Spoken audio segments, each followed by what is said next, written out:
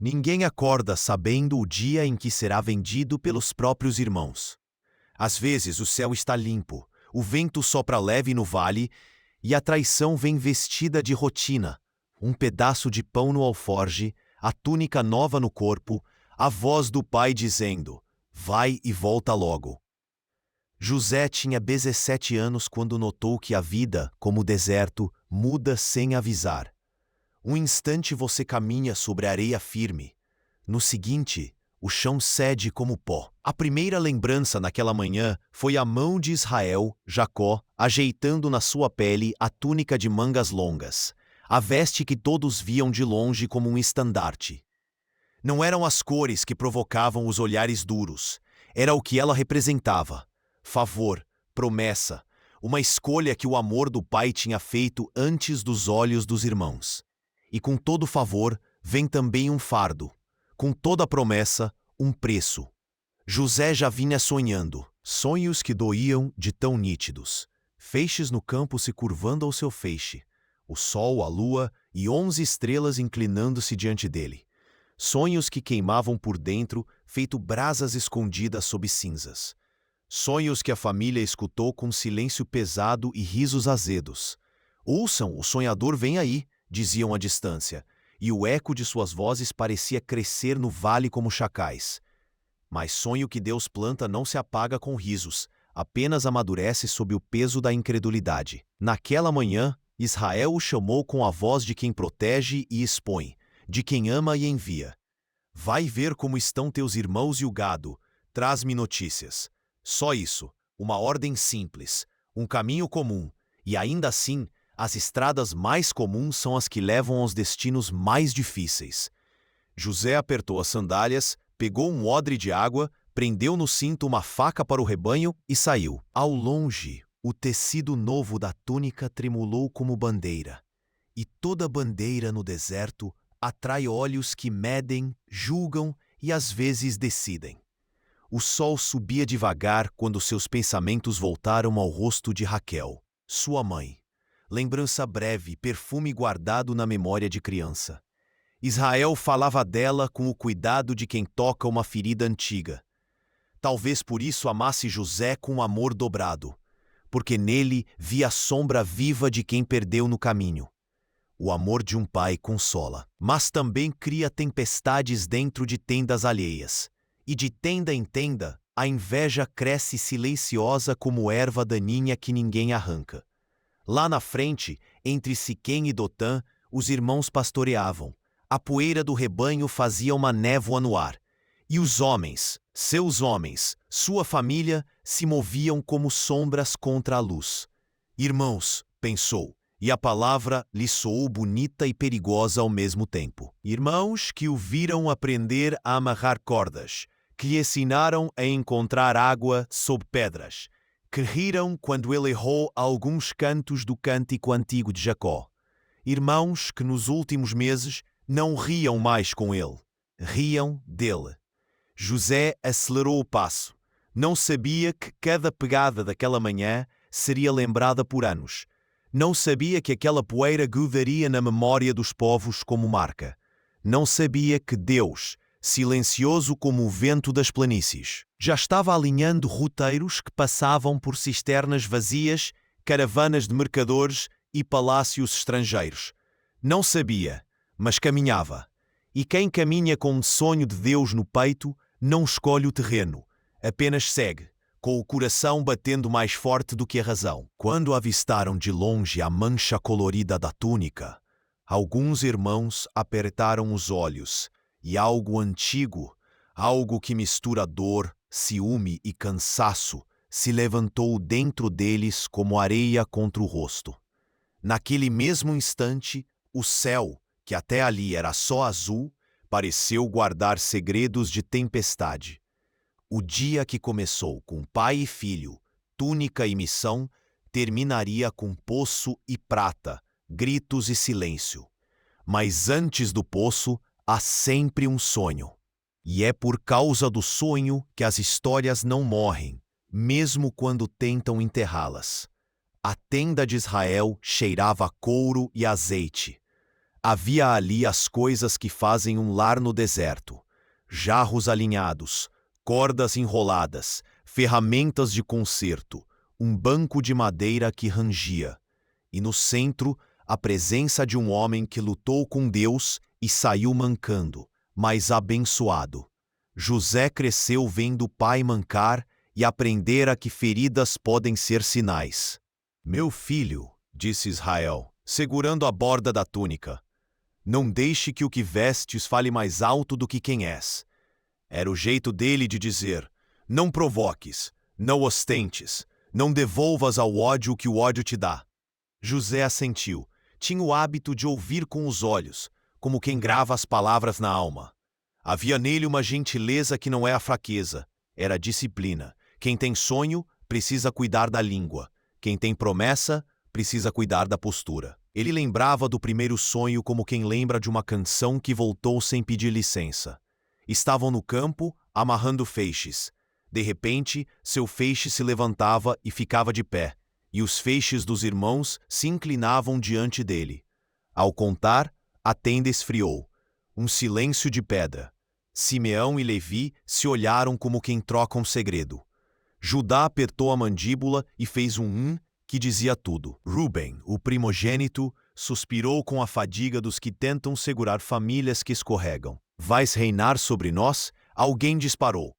E a pergunta ficou ardendo como carvão. O segundo sonho veio com estrelas. O sol, a lua e 11 estrelas inclinavam-se. Israel o repreendeu com dureza amorosa. Que sonho é esse? Acaso eu, tua mãe e teus irmãos haveremos de nos inclinar por terra diante de ti? Mas quando José saiu, o velho patriarca ficou pensativo. Guardou consigo a visão. Porque pais que andaram com Deus sabem. Há sonhos que são loucura na praça e sabedoria no altar. Os dias seguintes foram de tarefas comuns. José entendia de bezerros, sentia nas mãos o peso das cordas, sabia quando uma ovelha estava prenha pela maneira como ela encostava o focinho na lona da tenda ao anoitecer. A vida no deserto educa os sentidos. O nariz aprende o cheiro da chuva antes que a nuvem apareça, os pés medem a distância pelo cansaço, os olhos leem a terra como livro antigo.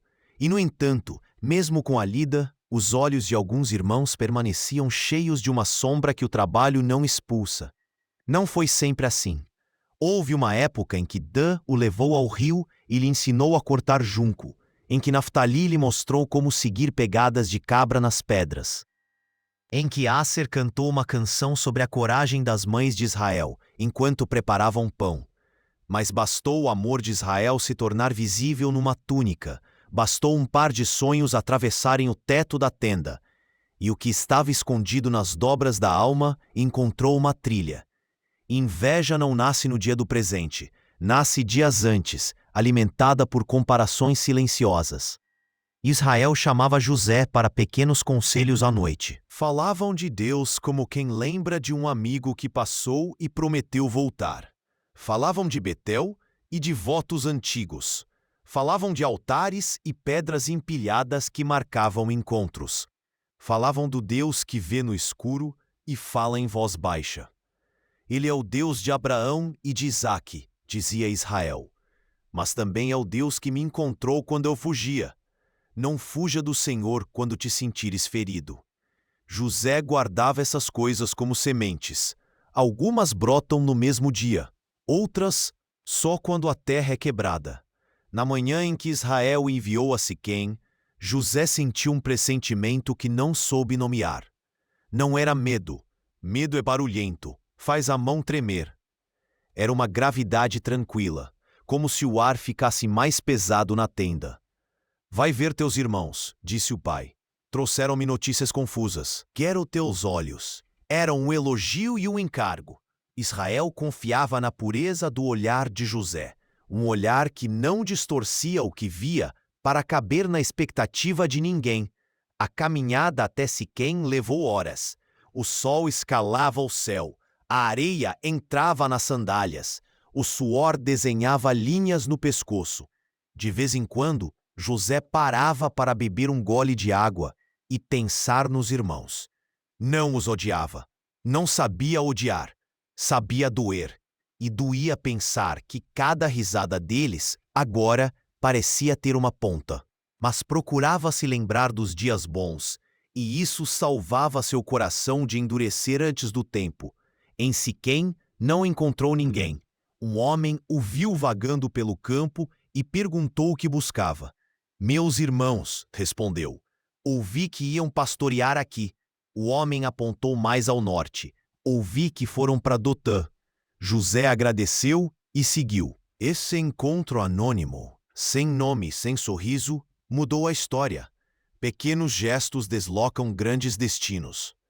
Uma direção dita no meio de um campo aberto empurra histórias para poços ou palácios. Se o homem não estivesse ali, se José voltasse, se Israel enviasse outro, mas Deus escreve certo com as curvas da vida. Ao se aproximar de Dotã, José avistou a poeira típica de rebanhos em movimento. O coração bateu um pouco mais rápido, não de ansiedade, mas do desejo honesto de obedecer ao pai e de ser irmão, ainda que o lugar da fraternidade às vezes vire arena. Ele ajeitou a túnica mais por hábito do que por vaidade. E foi justamente a túnica, como um estandarte involuntário, que anunciou sua chegada antes das palavras. Os irmãos o viram de longe. À distância, a figura colorida contra o ocre da terra parecia uma nota dissonante numa melodia antiga. Aí vem o sonhador, alguém disse, e a frase soou mais como sentença do que como brincadeira. Quando a inveja amadurece, o humor vira arma. Rubem, com o peso de primogênito, sentiu o estômago revirar. O que começa com deboche termina, muitas vezes, em planos que atravessam limites. Vamos matá-lo, sugeriu uma voz que se confundia com outras. Diremos que um animal selvagem o devorou. Palavras que, quando ditas entre homens cansados e feridos, ganham corpo e pressa. Mas Rubem, inquieto, tentou puxar a corda de volta. Não lhe tiremos a vida, não derramemos sangue, lancemo-lo nesta cisterna no deserto. Ele planejava resgatá-lo depois e levá-lo ao pai. Era um plano precário, mas a misericórdia às vezes só encontra tábuas frouxas para se apoiar. José ainda não sabia nada do que se tramava.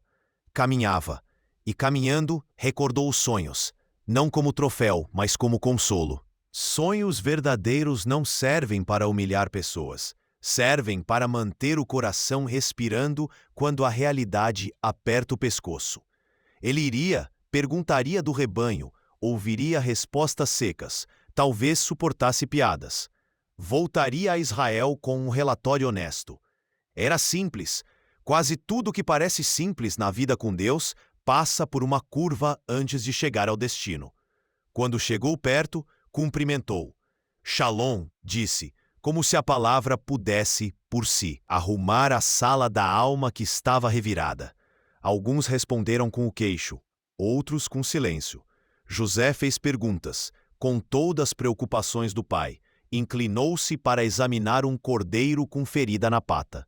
O gesto de cuidar é a linguagem de quem foi criado pela bondade.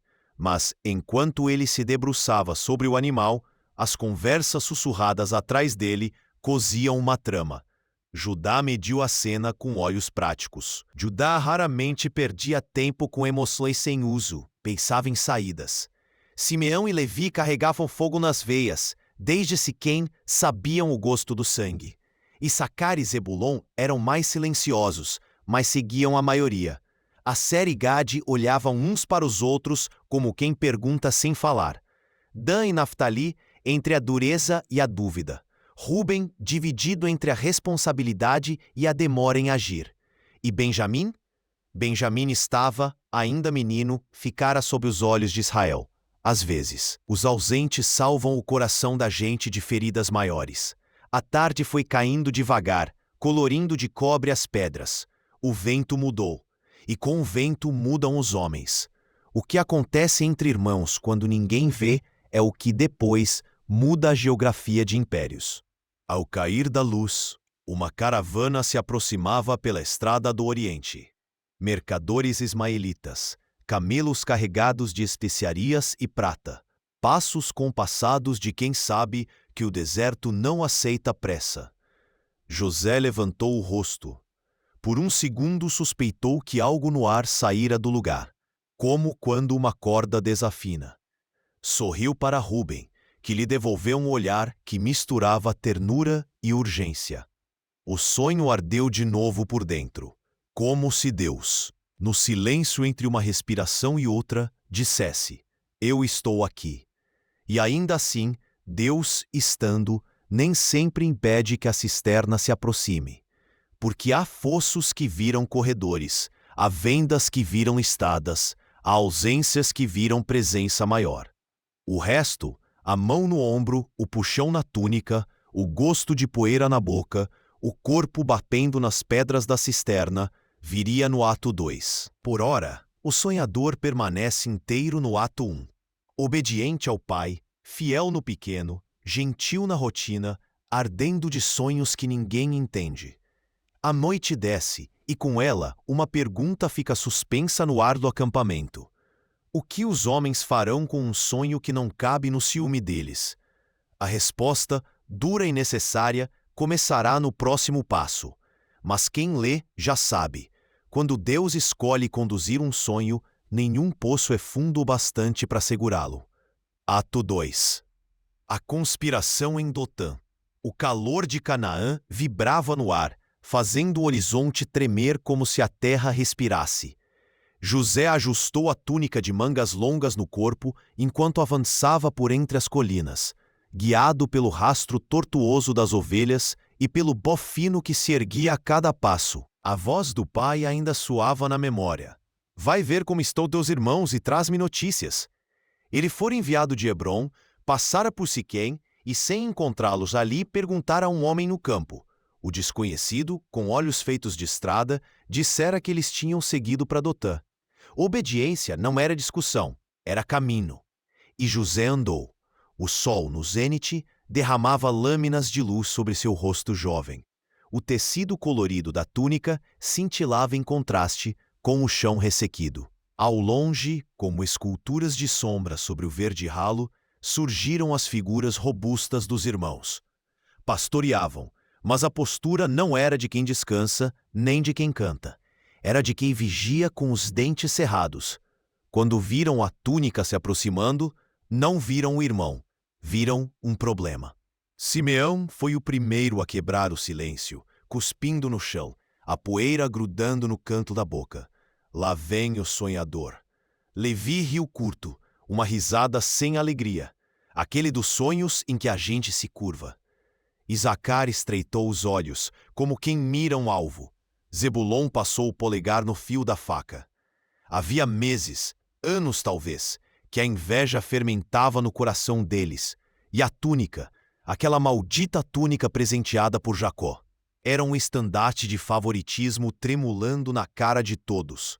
Ninguém ali esquecera os sonhos. Feixes no campo curvando-se diante do feixe de José. E depois o sol, a lua, 11 estrelas se inclinando.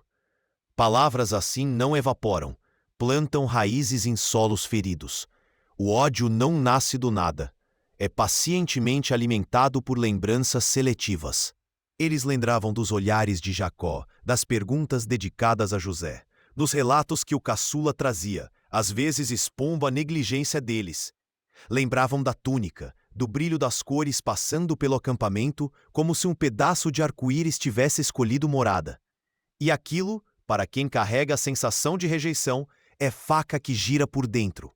Quando a sombra de José aumentou no chão, aproximando-se do rebanho, a decisão já se alinhava em sussurros. Dan, num tom que misturava deboche e cansaço, disse: Hoje a gente dá um fim nessa história de sonho. Naftali, inquieto como um galho no vento, respondeu: O que você está dizendo? E veio a frase, crua como lâmina: Matemo-lo, agora. Lançamos numa cova e dizemos que uma fera o despedaçou. Fim dos sonhos. As palavras ficaram suspensas, pesadas como pedra na beira de penhasco. O olhar de Simeão buscou o de Levi e encontrou assentimento. O de Gad buscou o de Aser e achou silêncio cúmplice. Às vezes, pecados coletivos se solidificam no conforto de cabeças que balançam. Foi então que Rubem se adiantou. O primogênito, carregando nos ombros a memória de erros próprios e o peso do dever, sentiu a alma vacilar. Não era santo, não era vil, era homem dividido. Não derramemos sangue, disse, a voz grave cortando o ânimo homicida. Lançai-o nesta cisterna no deserto, e não ponhais a mão sobre ele. Por dentro, tramava resgatá-lo mais tarde, devolver o menino a Jacó e talvez, quem sabe, recuperar parte da honra perdida. O plano de Rúben soou como prudência aos ouvidos inflamados. Dava a sensação de ação sem o rastro de sangue. O mal, muitas vezes, aceita versões aceitáveis de si mesmo, para não parecer o que de fato é. José chegou sorrindo, ingenuidade ainda inteira no rosto. Meus irmãos, levantou a mão, ofegante, a poeira colada à pele. Procurava feridas nas ovelhas. Queria saber de perdas, trazer relatório fiel ao pai. O que encontrou foram olhos de pedra.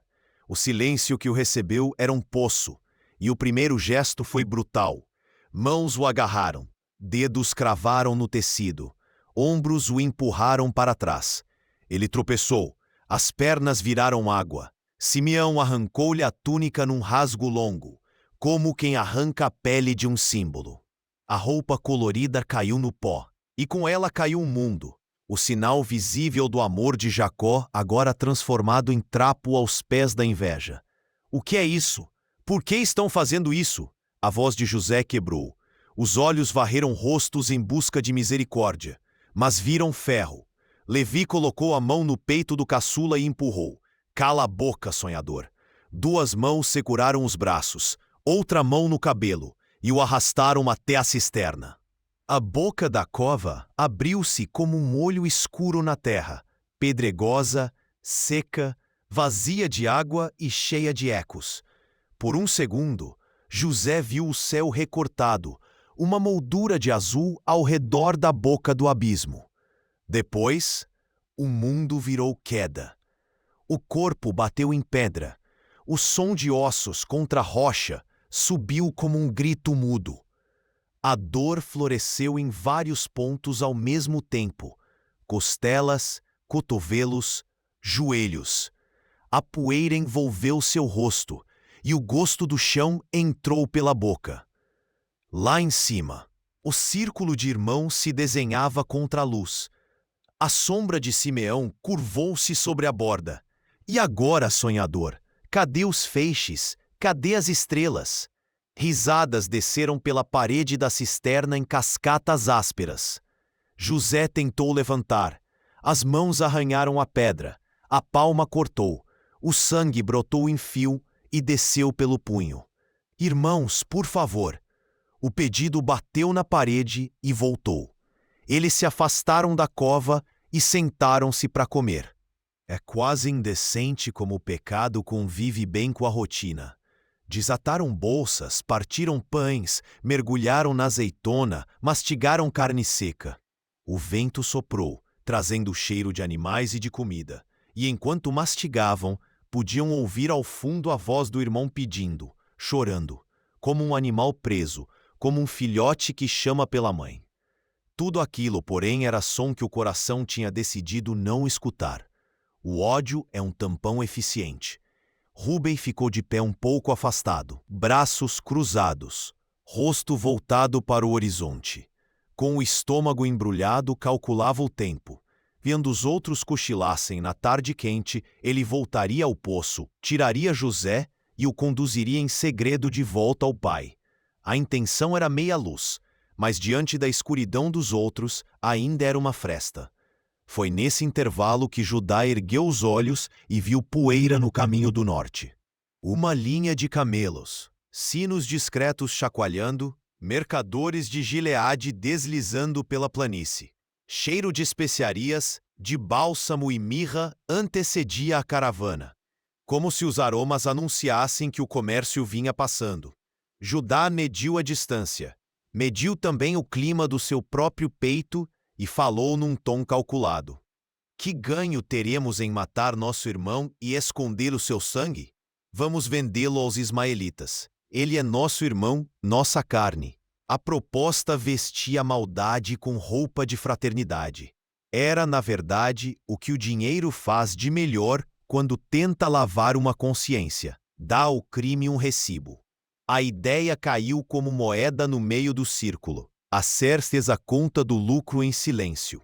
Gad olhou para a cisterna, como quem sopesasse peso e preço.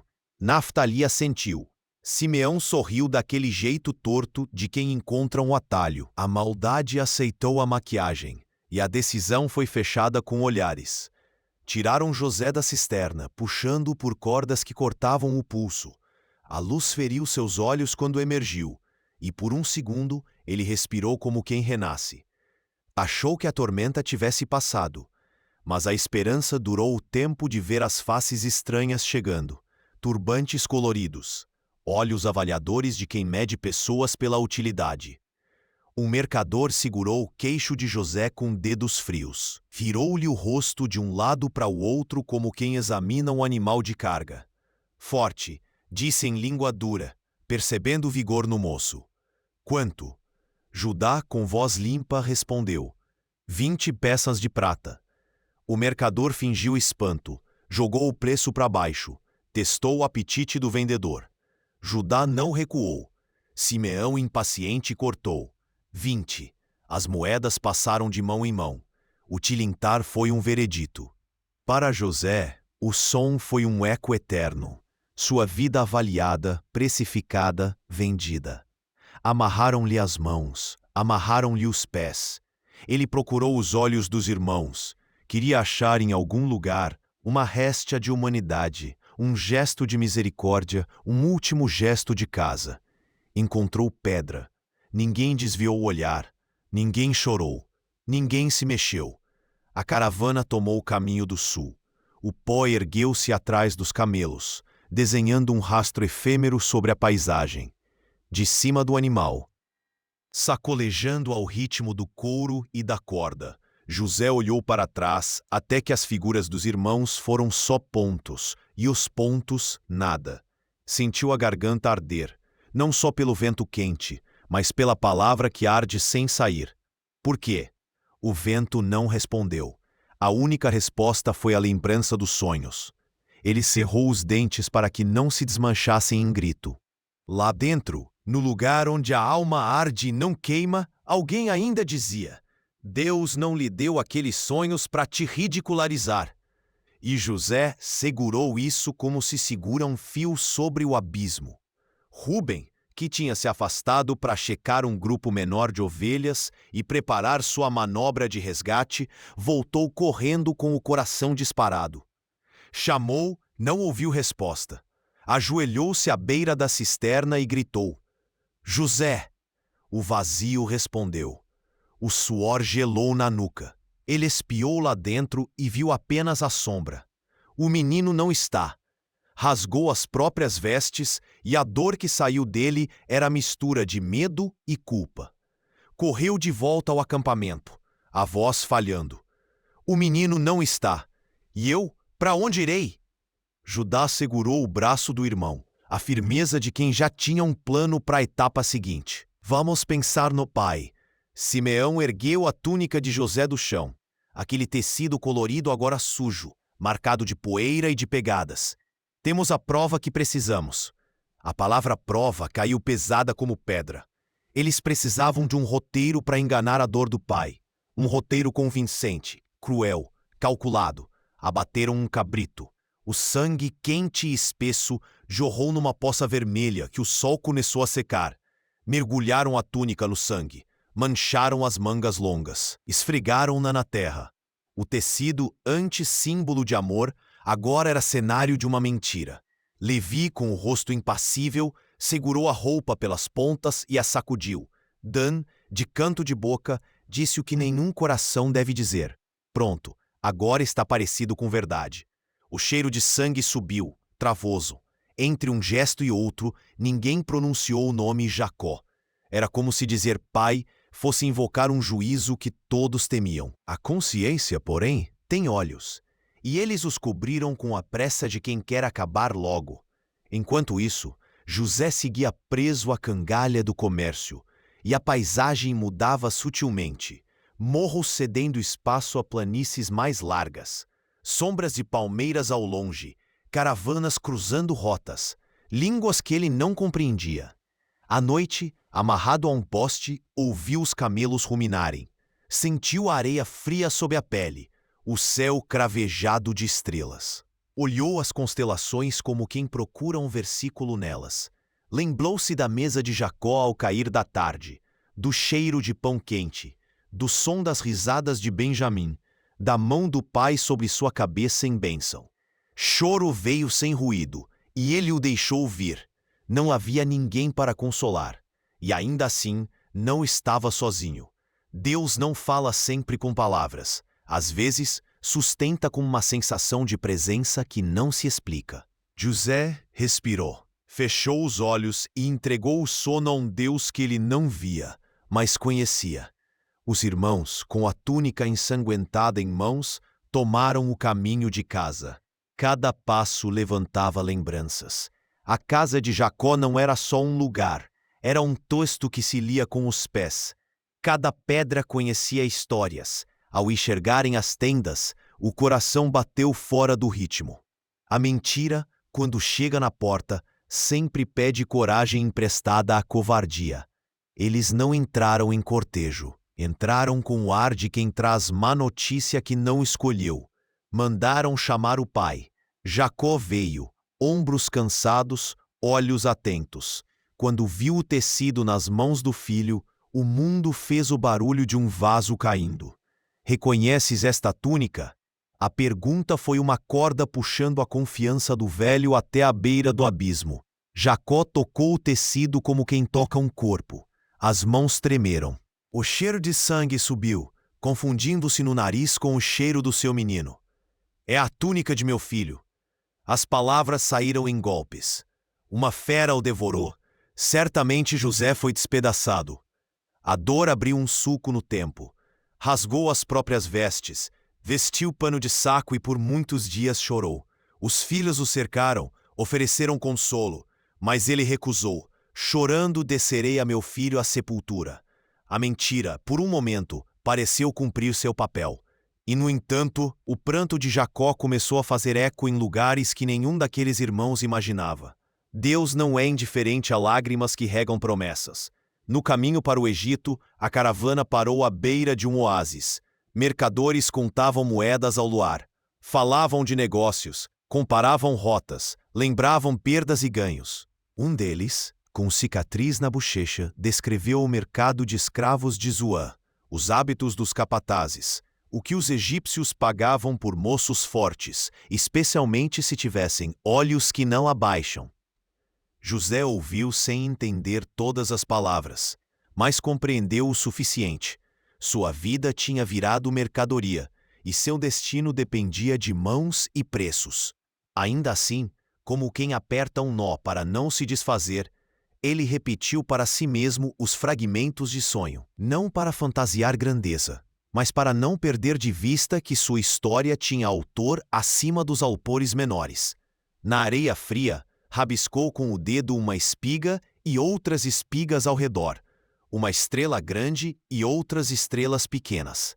Depois passou a palma e apagou, como quem guarda segredo com Deus. Rúben, naquela mesma noite, estava sentado do lado de fora da tenda, olhando o escuro. A culpa não deixa dormir cedo.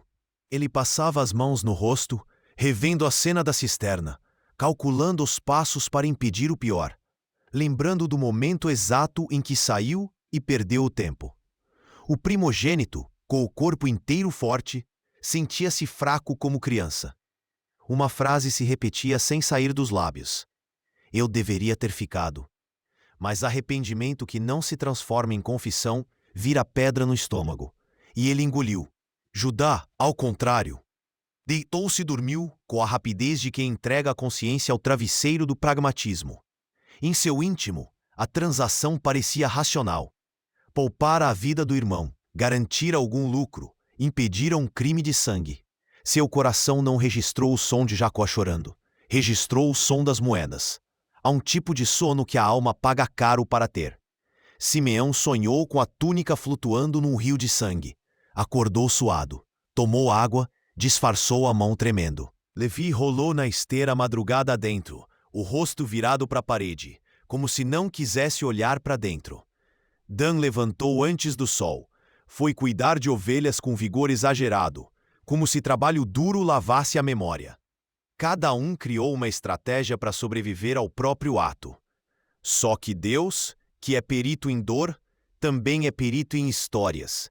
Ele costura destinos por trás das cortinas. O que aqueles homens não sabiam é que a mesma caravana que arrastava um irmão para longe, arrastava toda a família para perto de um plano maior.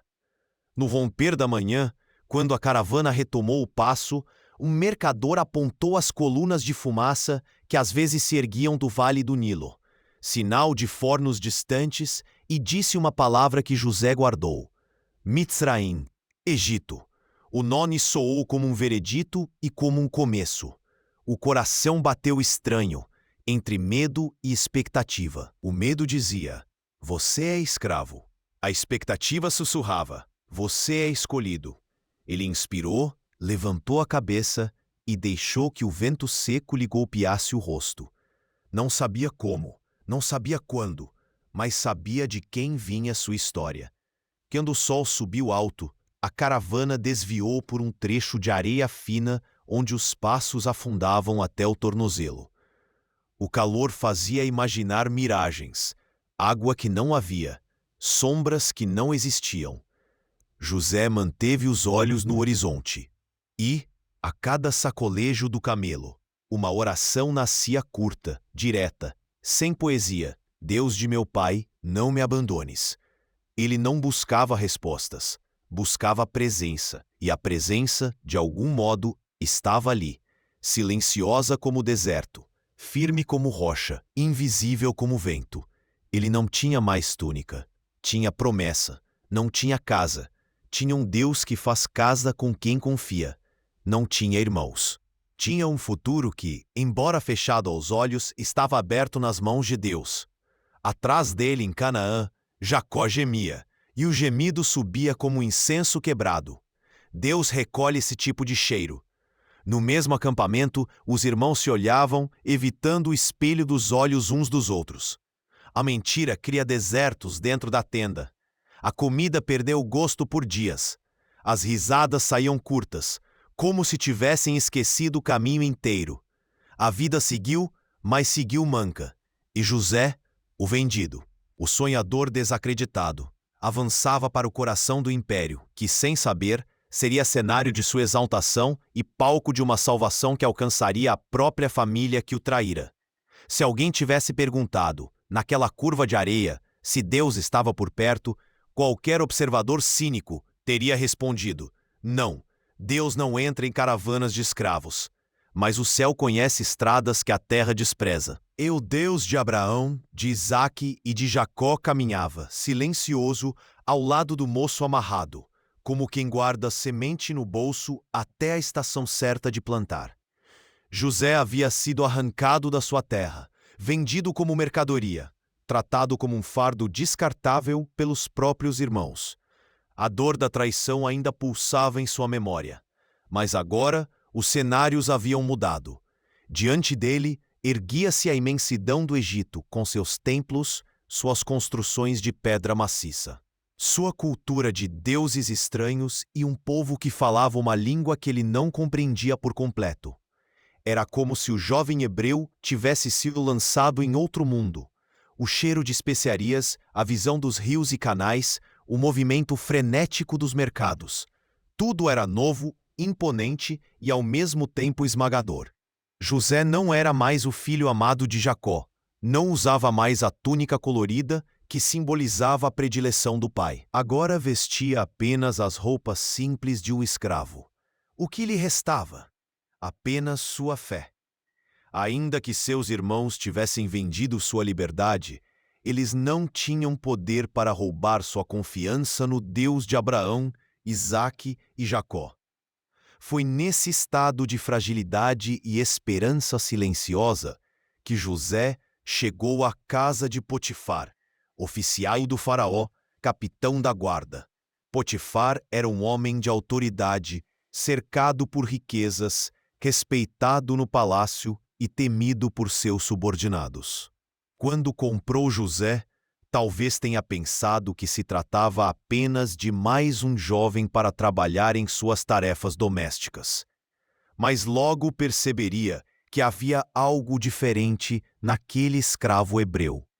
José, mesmo em condição de servidão, não se entregava à murmuração.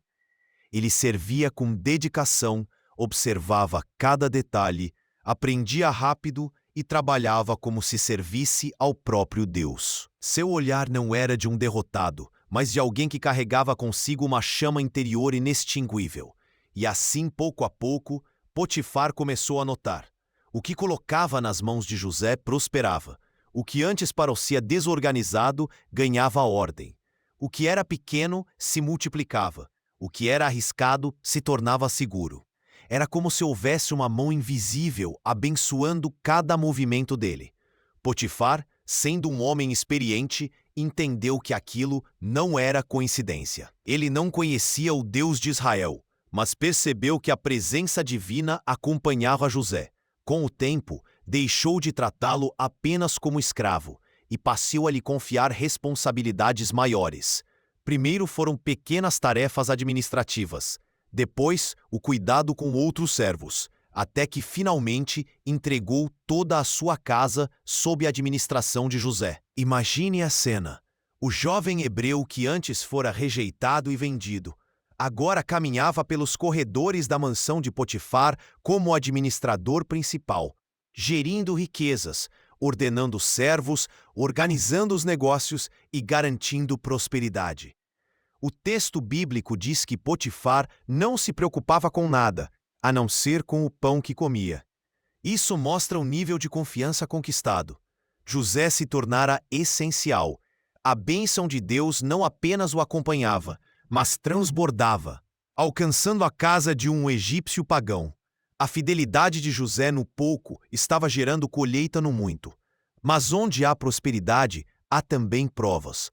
José era jovem, forte e de boa aparência. Sua postura íntegra chamava atenção não apenas pela competência, mas também pelo físico. E foi assim que a esposa de Potifar começou a lançar seus olhos sobre ele. Não sabemos seu nome, mas sabemos sua insistência. Ela via em José não apenas um servo, mas um objeto de desejo, e o tentava, dia após dia, com palavras diretas. Deita-te comigo. José, porém, não cedia. Ele entendia que havia algo maior em jogo. Não se tratava apenas de respeitar o seu senhor terreno, mas de honrar a Deus. Sua resposta ecoa até hoje como exemplo de pureza e temor. Como, pois, faria eu tamanha maldade e pecaria contra Deus? Esse detalhe é poderoso. José não justificou apenas em relação a Potifar, mas elevou a questão ao nível espiritual. Para ele, ceder seria uma traição contra o próprio Senhor que o sustentava, e assim resistia. Os dias se tornaram mais tensos. A mulher insistia, e José se recusava. Até que chegou o momento decisivo. Estavam sozinhos na casa, nenhum dos servos presentes. A oportunidade parecia perfeita para o pecado, mas também para a prova de caráter. Ela agarrou José pelas vestes e repetiu: "Deita-te comigo." O coração de muitos teria vacilado naquele instante, mas José não parou para negociar com a tentação. Ele simplesmente fugiu. Preferiu perder suas vestes, deixando-as nas mãos da mulher, a perder sua integridade diante de Deus. E aqui está um princípio eterno. Diante do pecado, não se argumenta, não se racionaliza, não se fica para ver até onde pode ir. Diante do pecado, se foge. José entendeu isso e correu, mas sua fidelidade teria um preço alto. Rejeitada e humilhada, a esposa de Potifar transformou seu desejo em ódio. O mesmo coração que antes ardia de paixão, agora ardia de vingança. Segurando as vestes de José, como se fossem prova de sua versão distorcida, gritou e chamou os servos. Disse que José havia tentado abusá-la e que ela corajosamente gritara para se defender. O plano estava traçado. Quando Potifar voltou, ouviu a mentira. E mesmo talvez desconfiando, não podia ignorar. Era questão de honra. Um escravo acusado de tocar em sua esposa não poderia sair impune. Assim, José foi lançado na prisão. O que parecia ser uma ascensão brilhante se transformou em queda abrupta. Do poço para a casa de Potifar, da casa de Potifar para a prisão. Era como se a vida de José fosse uma montanha russa, oscilando entre favor e injustiça. Mas havia algo que não mudava. O Senhor estava com ele. Na prisão, José poderia ter cedido ao desespero. Poderia ter se entregue à amargura, questionado a justiça de Deus, desistido de qualquer esperança. Mas, novamente, sua postura foi diferente. Assim como na casa de Potifar, também na prisão ele servia com fidelidade. Não importava se estava livre ou encarcerado, se administrava riquezas ou cuidava de prisioneiros. Sua identidade não dependia das circunstâncias, mas de quem ele servia. E mais uma vez, a bênção de Deus se manifestou. O carcereiro principal passou a confiar em José e lhe entregou responsabilidades. Onde José estava, a presença de Deus transformava ambientes de trevas em lugares de luz. O texto bíblico resume: o Senhor era com ele, e tudo o que ele fazia o Senhor prosperava. Perceba a sequência. José é fiel no campo, cuidando das ovelhas do pai. É fiel como escravo na casa de Potifar. É fiel como administrador injustamente preso. E em cada etapa, mesmo quando parecia perder, na verdade estava sendo moldado. Cada injustiça era um degrau. Cada dor, uma preparação. O menino sonhador estava se tornando o homem íntegro, que em breve governaria nações. O que parecia retrocesso era, na verdade, treinamento. O que parecia derrota era a rota oculta de Deus para o trono do Egito. E aqui, a narrativa bíblica se conecta com nossas vidas. Quantas vezes somos fiéis em algo pequeno e ainda assim enfrentamos calúnias? Quantas vezes fazemos o certo e colhemos o contrário do que esperávamos? José mostra que a integridade não garante recompensas imediatas, mas constrói um futuro que nenhum homem pode apagar. Se ele tivesse cedido à tentação, talvez tivesse conquistado alguns momentos de prazer ou até favorecimento humano, mas teria perdido o favor eterno de Deus. Ao escolher a pureza, perdeu momentaneamente a liberdade, mas preservou o propósito que o conduziria ao trono. O custo da integridade é alto, mas o preço da desobediência é muito maior. O Egito não sabia, mas um escravo injustiçado dentro de uma prisão estava sendo preparado para salvar a nação. Potifar não sabia, mas o hebreu que havia expulsado de sua casa ainda governaria sobre seus próprios senhores. Os irmãos de José não sabiam, mas aquele que venderam como escravo ainda seria instrumento para livrá-los da fome. Essa é a beleza do agir divino. Deus escreve histórias em linhas que parecem tortas aos olhos humanos, mas que se revelam perfeitas quando vistas do alto. José prosperava não porque estava em lugares fáceis, mas porque carregava a presença de Deus em qualquer lugar. Ele mostra que prosperidade não é ausência de lutas, mas fidelidade em meio às lutas. Prosperidade não é nunca cair, mas se levantar com a certeza de que Deus está ali. Prosperidade é manter o coração limpo, mesmo quando injustiçado. Prosperidade é ter esperança no cárcere, convicção na escuridão, fé quando todos os outros desistiriam. E assim o terceiro ato se desenha. José, o escravo que prospera, se torna símbolo daquilo que a fidelidade pode gerar. Ele nos lembra que os caminhos de Deus podem passar por prisões, mas não terminam nelas. O jovem hebreu ainda não sabia, mas cada lágrima derramada na cela era regada em solo fértil, preparando a colheita de um futuro glorioso. O homem que fugiu da tentação, que foi caluniado injustamente, que perdeu a liberdade por guardar sua pureza, era o mesmo que em breve interpretaria sonhos de reis e seria exaltado acima de todos. O Egito ainda não sabia, mas o Deus de Israel já estava posicionando seu servo para mudar a história de uma nação inteira. José continuava preso, mas até mesmo a prisão se tornara lugar de prosperidade, porque o Senhor estava com ele. A confiança do carcereiro principal era tamanha que José tinha a responsabilidade de cuidar dos outros prisioneiros. E foi nesse contexto que, certa manhã, 2 homens muito diferentes foram entregues à mesma cela, o copeiro-mor e o padeiro-mor do faraó. Ambos haviam ofendido o rei de alguma maneira, e como punição, estavam agora sob custódia aguardando julgamento. Não era coincidência que esses 2 altos oficiais tivessem caído exatamente onde José estava. Era parte do plano soberano de Deus. José, mesmo sendo ele próprio vítima de uma injustiça, não se fechava em amargura. Observava as pessoas, cuidava delas, servia.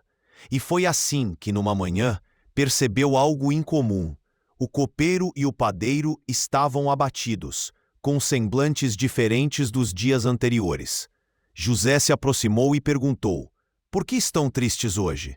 Eles responderam: "Tivemos sonhos e não há quem os interprete." José então declarou uma das frases mais profundas de sua caminhada: "Porventura não pertencem a Deus as interpretações? Contai-me os sonhos." Essa resposta mostra sua fé inabalável. Ele não dizia "eu sei interpretar", mas reconhecia que o dom vinha do Senhor. O copeiro foi o primeiro a falar. Disse que em seu sonho havia uma videira diante dele. A videira tinha 3 ramos que logo brotaram. Floresceram e produziram uvas maduras. O copeiro espremia as uvas no cálice do faraó e entregava a bebida ao rei. José ouviu atentamente e, guiado por Deus, deu a interpretação. Os 3 ramos são 3 dias.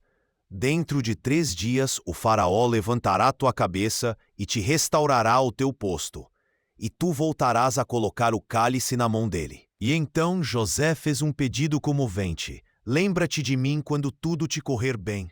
Rogo-te que uses comigo de compaixão e faças menção de mim ao faraó, para que me tire desta prisão. Pois fui roubado da terra dos hebreus, e também aqui nada fiz para que me pusessem no cárcere." Era um clamor humano sincero. José não escondia sua dor, mas ainda guardava esperança.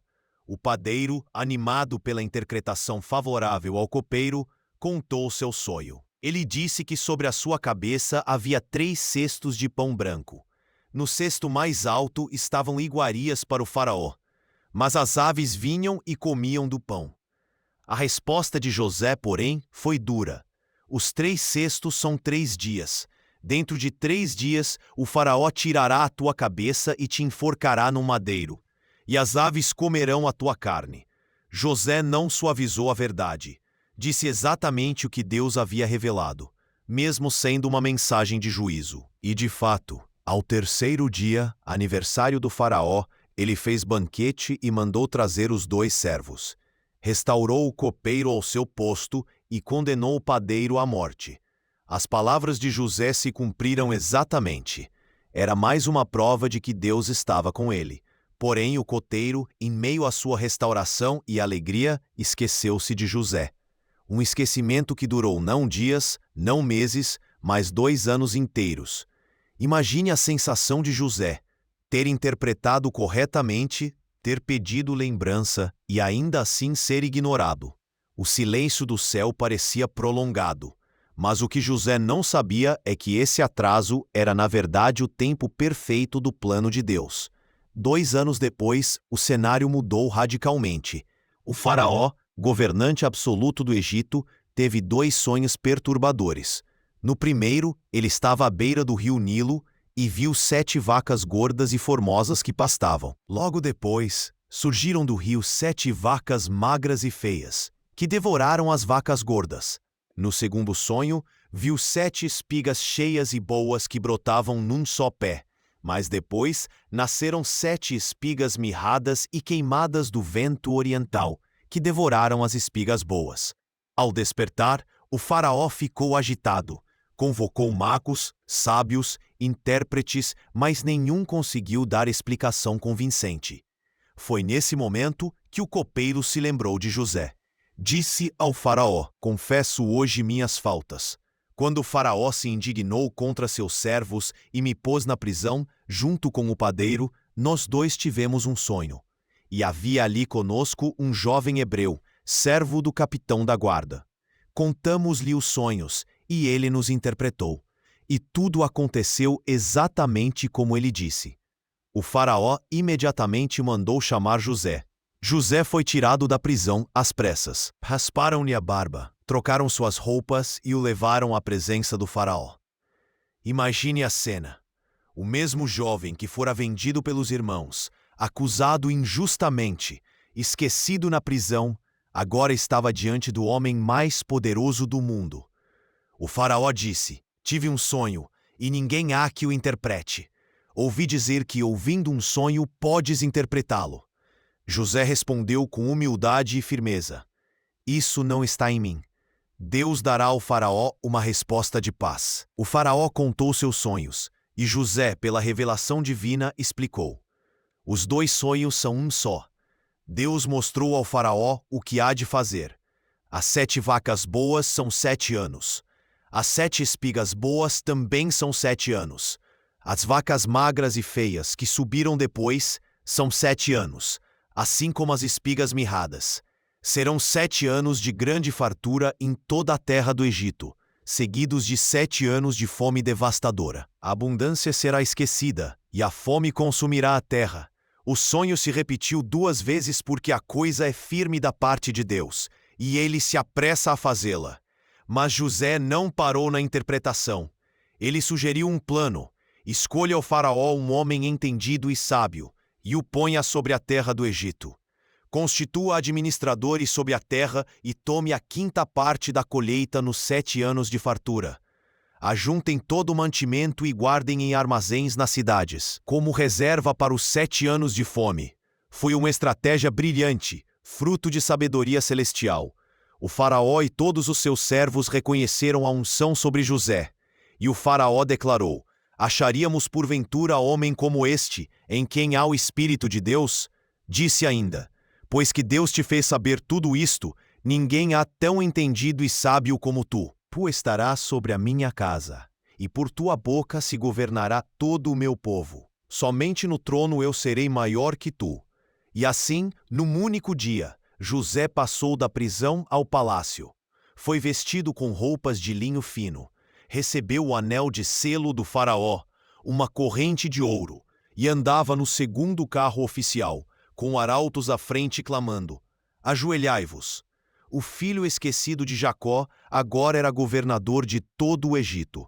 Esse ato da história de José é um marco de virada. Anos de silêncio se transformaram em honra. O sofrimento se converteu em autoridade. A injustiça deu lugar à exaltação. O jovem que sonhava agora interpretava sonhos de reis. O escravo humilhado agora ditava lei sobre uma nação inteira. Isso mostra como Deus age. Em um instante, ele pode mudar destinos, exaltando os humildes e derrubando os soberbos. E o mais belo, José não usou sua posição para a vingança, mas para serviço. Ele não se corrompeu com o poder, não se afastou da sua fé, continuou reconhecendo que tudo vinha de Deus. Durante os 7 anos de fartura, administrou com sabedoria. Encheu celeiros, construiu depósitos, multiplicou mantimentos. Quando chegou a fome, o Egito estava preparado. As nações vinham de longe para comprar alimento, e ali estava José, o homem de Deus, salvando não apenas os egípcios, mas o mundo conhecido da época. Cada detalhe aponta para um propósito maior. José não era apenas o governador de Faraó, mas o instrumento escolhido para preservar a vida, inclusive a de sua própria família. Aqueles mesmos irmãos que o haviam vendido. O Deus que parecia em silêncio na prisão estava, na verdade, movendo peças para cumprir seus planos. E José, que nunca abandonou sua fé, agora colhia o fruto da sua perseverança. A fome finalmente chegou, como José havia predito. A terra de Canaã, onde Jacó e seus filhos viviam, também foi atingida. Os campos estavam secos, o gado definhava e a esperança parecia minguar a cada dia. Jacó, já idoso, via seus filhos inquietos, caminhando de um lado para o outro sem soluções práticas. Então, com a sabedoria dos anos, disse: Tenho ouvido que há mantimento no Egito. Ide até lá, comprai-nos trigo, para que vivamos e não morramos. E assim, 10 dos filhos de Jacó partiram em direção ao Egito. Apenas Benjamim, o filho mais novo, o filho da velhice, ficou em casa. Jacó não suportaria o risco de perdê-lo, pois já havia sofrido a dor de pensar que José estava morto. A memória da túnica ensanguentada ainda queimava no coração do patriarca, embora seus filhos nunca tivessem revelado a verdade.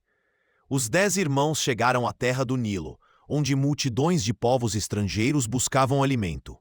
O Egito havia se tornado centro de sobrevivência, pois havia abundância nos celeiros preparados sob a sabedoria de José. O governador, que comandava todo o processo de venda e distribuição, era ninguém menos que o próprio José, agora vestido com roupas finas, com adorno de ouro no pescoço, com a autoridade do faraó estampada em cada gesto. Ao avistarem o governador, os irmãos se prostraram com o rosto em terra. O coração de José se apertou, pois naquele momento lembrou-se de seus sonhos de juventude, os feixes se inclinando diante do seu feixe, o sol, a lua e as estrelas se curvando.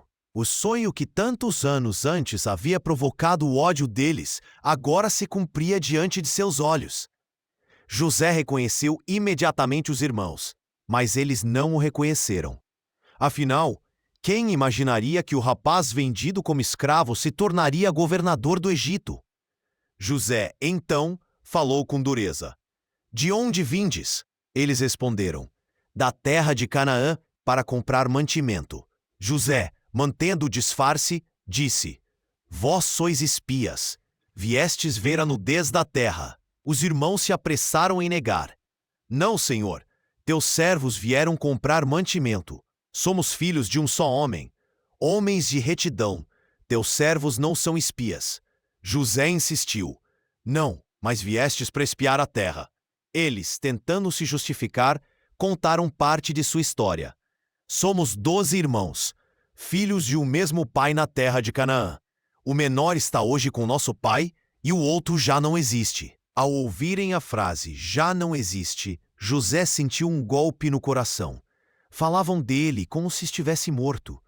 O peso daquela declaração foi profundo, mas ele manteve o semblante firme. Para testar seus irmãos, José disse: Assim sereis provados. Pela vida de Faraó, não saireis daqui senão quando o vosso irmão mais novo vier. E ordenou que fossem presos por 3 dias. Durante aquele tempo, os irmãos devem ter se lembrado de todas as culpas do passado. Não sabiam que José os entendia, pois falavam entre si em hebraico. Na verdade, somos culpados acerca de nosso irmão, pois vimos a angústia da sua alma quando nos rogava, e não o ouvimos. Por isso vem sobre nós esta angústia. Rúben acrescentou: Não vos falei eu, dizendo, não pequeis contra o jovem, mas não escutastes, e eis que seu sangue é requerido. José ouviu tudo, e não pôde conter as lágrimas. Afastou-se por um momento para chorar, mas logo voltou, mantendo a autoridade. Decidiu liberar todos, exceto Simeão, que ficou preso como garantia de que voltariam com Benjamim. Ordenou ainda que o dinheiro que haviam trazido fosse colocado de volta nos sacos de trigo, sem que percebessem. Assim os irmãos partiram. Quando chegaram a Jacó e contaram tudo, o velho patriarca entrou em desespero. Ao abrir os sacos e ver o dinheiro, temeram ainda mais. Jacó disse: Já me privastes de meus filhos. José já não existe, Simeão não existe, e levareis a Benjamim? Todas estas coisas vieram sobre mim. A dor daquele pai parecia insuportável. Rúben chegou a oferecer a vida de seus 2 filhos como garantia para levar Benjamim. Mas Jacó recusou terminantemente. O tempo passou, mas a fome se agravou. A reserva de trigo acabou. Jacó disse: Tornai, comprai-nos um pouco de mantimento. Mas Judá, com firmeza, respondeu: Aquele homem nos protestou expressamente dizendo: Não vereis a minha face, se vosso irmão não vier convosco. Se enviares conosco nosso irmão, desceremos. Se não enviares, não desceremos. Jacó resistiu, mas a necessidade era maior que seu medo. Após insistência de Judá, e depois de muita dor, o patriarca finalmente concordou. Se assim é, fazei-o. Levai do melhor da terra em vossos sacos um pouco de bálsamo, mel, especiarias, terebinto, amêndoas. E levai também dinheiro dobrado. Levai também vosso irmão, que o Deus Todo-Poderoso vos dê misericórdia diante daquele homem. A despedida foi cheia de lágrimas, pois Jacó sentia que poderia estar enviando Benjamim para nunca mais voltar. Chegando ao Egito pela segunda vez, os irmãos foram levados à casa de José. Ficaram com medo, achando que era armadilha por causa do dinheiro devolvido. Mas o mordomo disse: A vossa paz seja convosco, não temais. O vosso Deus e o Deus de vosso pai vos deu tesouro em vossos sacos. Eu recebi o vosso dinheiro. Então Simeão lhes foi restituído. Quando José entrou, viu Benjamim, seu irmão por parte de pai e mãe. O coração dele quase explodiu. Perguntou: Esse é o vosso irmão mais novo de quem me falastes? E disse: Deus tenha misericórdia de ti, meu filho. José teve que sair depressa, pois seu coração se comoveu profundamente e chorou em seu aposento. Lavou o rosto e voltou controlando-se. Prepararam um banquete.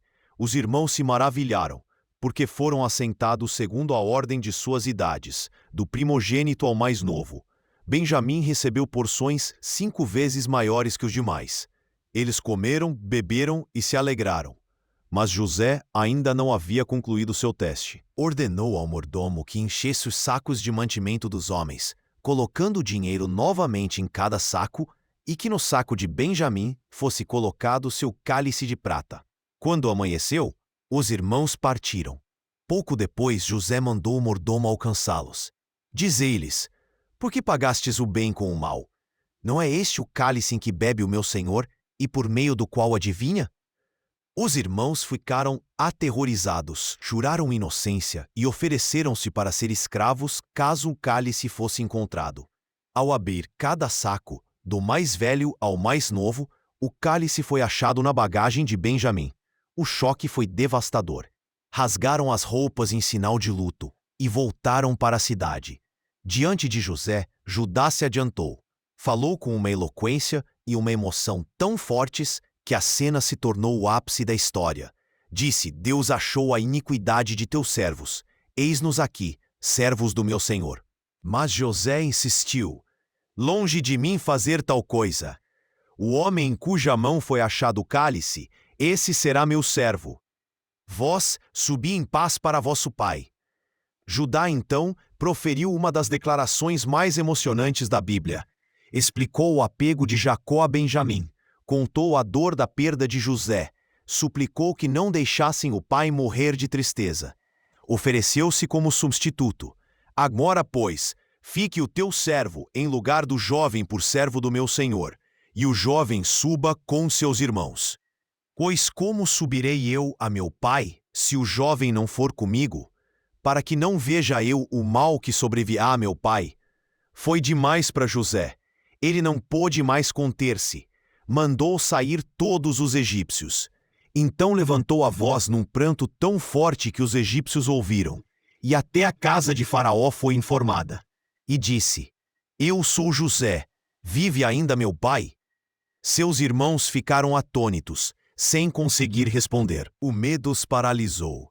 Mas José os chamou: Chegai-vos a mim. E chorando disse: Eu sou José, vosso irmão a quem vendestes para o Egito. Agora, pois, não vos entristeçais, nem vos pese aos vossos olhos por me haverdes vendido para cá, porque para a conservação da vida Deus me enviou diante de vós. O reencontro foi marcado por lágrimas, abraços e reconciliação. José beijou Benjamim, chorou sobre seus irmãos, e eles, finalmente, falaram com ele. O plano de Deus estava claro. Através da dor, da traição e do sofrimento, Deus preservara vidas. O silêncio ainda pairava sobre a sala quando José, já revelado aos irmãos, enxugava as lágrimas que não paravam de cair de seus olhos.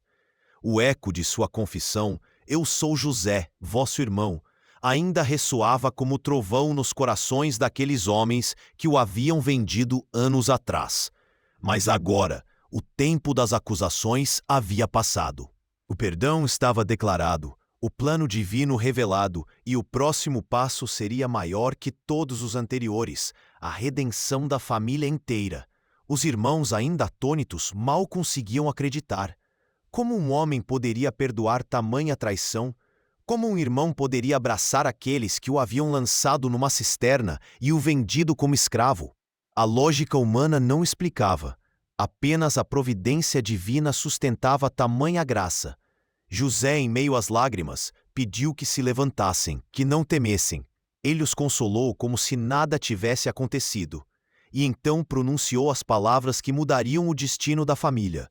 "Apressem-se, voltem ao meu pai, e digam: José vive e governa sobre toda a terra do Egito." Foi como se uma nova era tivesse começado ali. O Egito, antes terra estrangeira, se tornaria agora o refúgio da promessa. Os carros de Faraó seriam enviados, carregados de provisões, roupas, ouro e tudo o que fosse necessário para trazer Jacó e toda a sua descendência. Enquanto a caravana se preparava, José abraçou cada irmão como se o passado tivesse sido apagado. O coração humano nunca apaga cicatrizes, mas Deus escreve sobre elas histórias de redenção. Ele sabia que o reencontro com seu pai seria a cena mais aguardada de sua vida. Décadas de separação seriam consumidas em um instante, quando o olhar de Jacó se cruzasse novamente com o dele. Os irmãos retornaram a Canaã, ainda com o coração acelerado. As palavras de José ecoavam em suas mentes. "Não foram vocês que me enviaram para cá, mas Deus, para a preservação da vida." Quando chegaram diante de Jacó, o patriarca idoso, de cabelos brancos e passos lentos, quase não acreditou no que ouviu. Seu coração, que há anos vivia ferido pelo luto, estremeceu de incredulidade. José, seu filho amado, estava vivo. "José vive", disseram os filhos em uníssono, "e governa sobre todo o Egito." Jacó, em choque, quase desmaiou. As lágrimas vieram antes das palavras. O coração que havia se acostumado a carregar a dor, agora pulsava com uma esperança inesperada. "Basta-me ainda", disse ele, "que José, meu filho, viva. Irei vê-lo antes que eu morra." O acampamento de Israel se encheu de movimento. Tendas foram desmontadas, gados reunidos, crianças preparadas. Uma caravana inteira se pôs em marcha rumo ao Egito. Eram dezenas de filhos, netos, servos, animais, memórias e esperanças, atravessando o deserto em direção ao improvável. No meio da noite, em Berseba, Jacó ergueu um altar ao Deus de seu pai Isaque. E ali o Senhor falou com ele em visão: "Não temas descer ao Egito, porque lá farei de ti uma grande nação. Eu descerei contigo e certamente te farei tornar a subir." Era a confirmação que Jacó precisava. O Egito, que aos olhos humanos era apenas terra estrangeira, era aos olhos de Deus o útero onde uma nação seria gerada. Dias depois, a caravana se aproximava de Gósen. José, ansioso, já havia preparado sua carruagem real.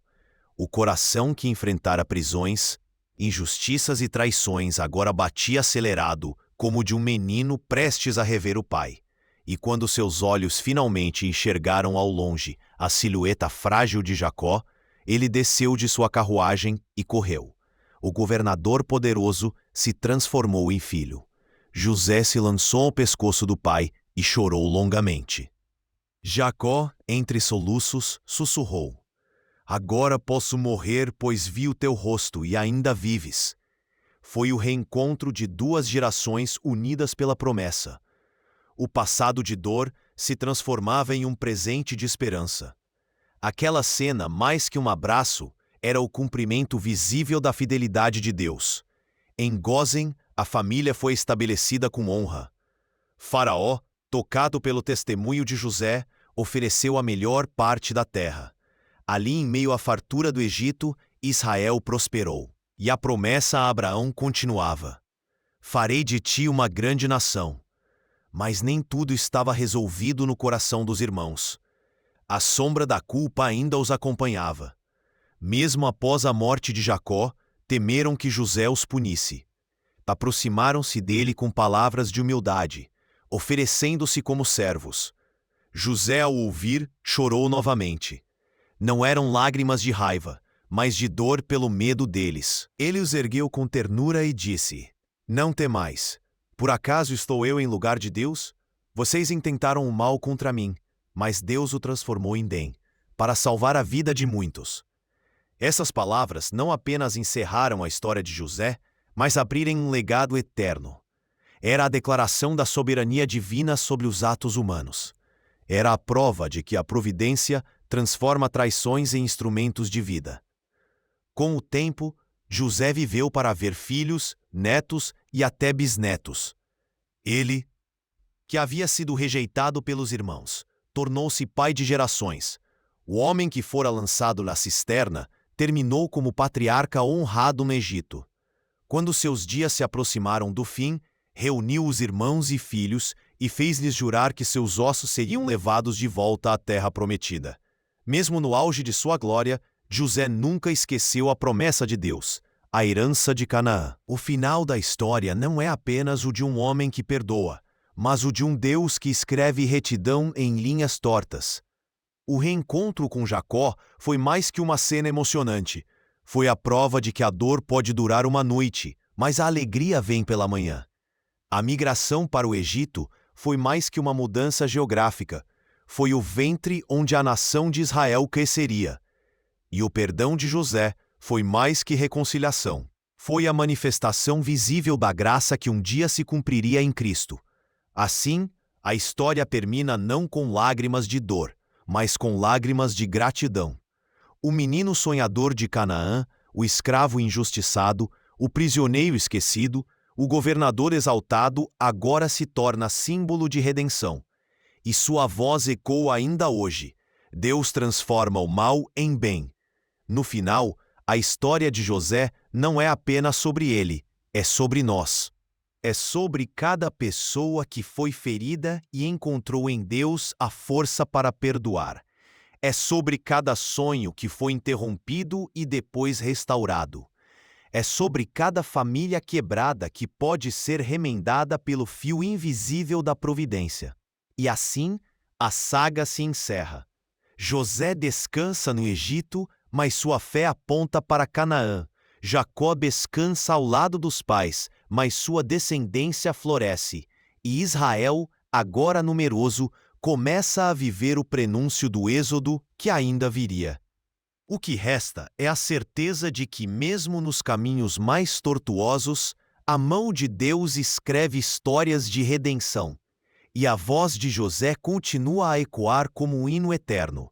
Vocês intentaram o mal contra mim, mas Deus o transformou em bem, para preservar muitas vidas.